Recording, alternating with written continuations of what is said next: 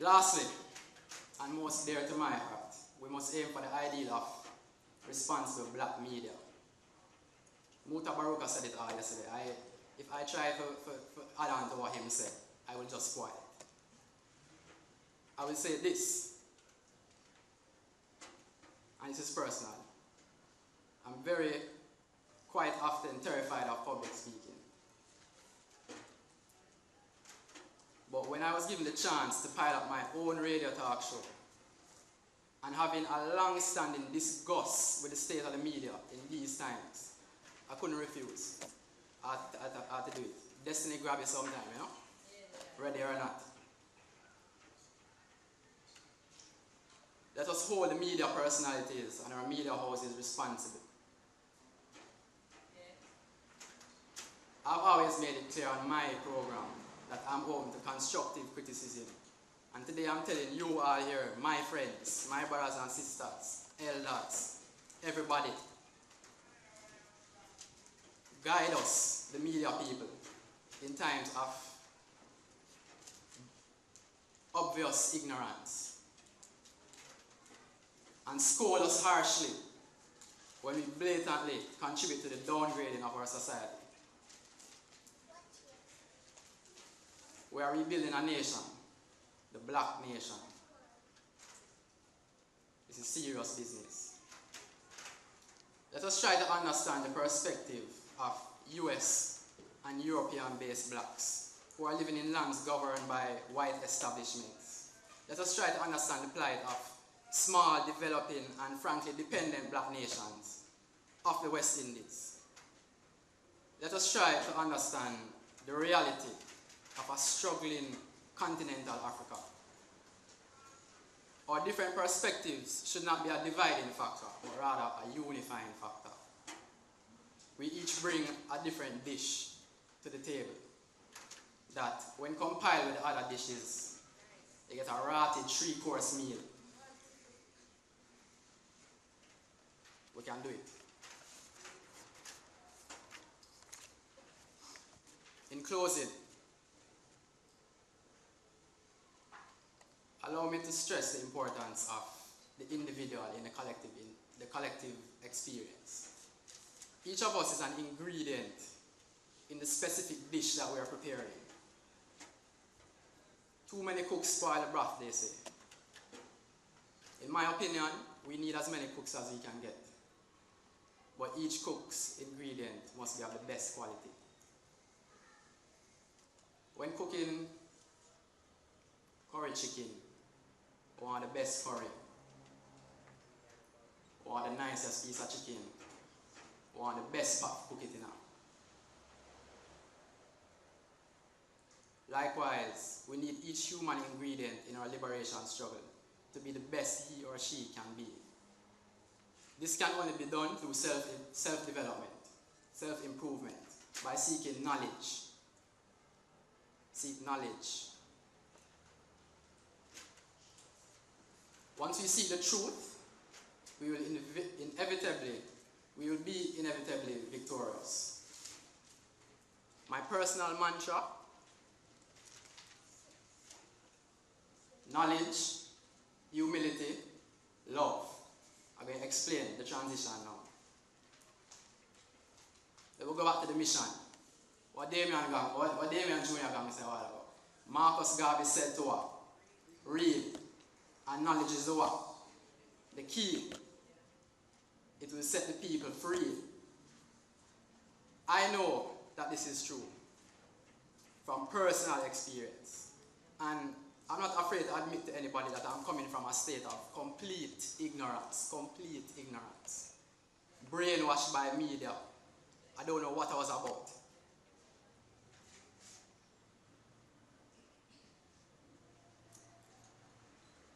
My ignorance still exists in many ways today. But each and every time I pick up a book and I complete it and I put it down, I feel empowered with the next breath that I take. It does not even matter what the subject matter of the book is. In fact, it doesn't even have to be a book. Sometimes I go on the internet research something, any topic, read something. And that's our next thing. We need the internet in every home. And the positive aspects of the net, but that is a whole other story. Knowledge is power.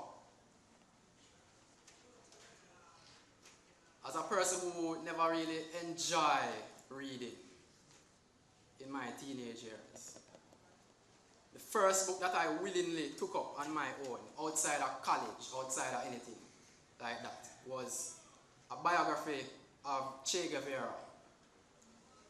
The book was called Che Guevara, A Revolutionary Life. A big red book. Intimidating book.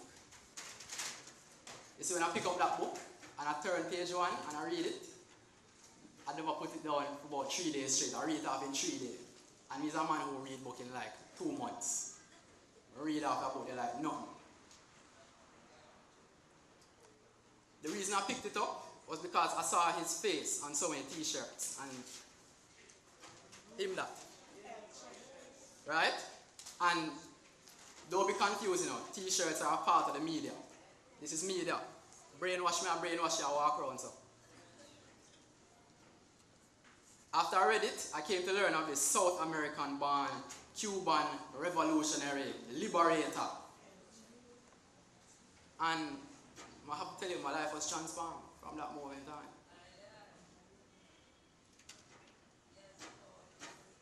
And a chronic book reading habit began. And I couldn't get enough of books that sometimes I had to say, yo, Gavin, take a break. Take a week off of the reading. Because your brain can't handle so much one time. But reading became my favorite habit. This is not so long ago. This is 2-3 years ago.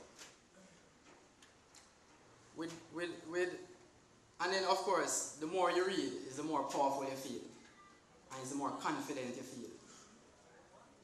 It's amazing still. And with the confidence that you gain, you might easily fall into a trap of boasting or hyping up yourself with this newfound consciousness where you have. If you say you're better than people now, let them know what you know, really. I was very close to this at times. Very close, I have to admit.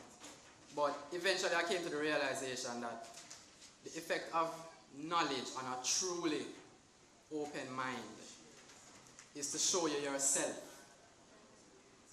And in doing so, show you that you know nothing at all. And it's ironic, because the more I read, the more I realized how little I knew. So I became so embarrassed within myself. You almost think people can see you. Humility. Humility over hype.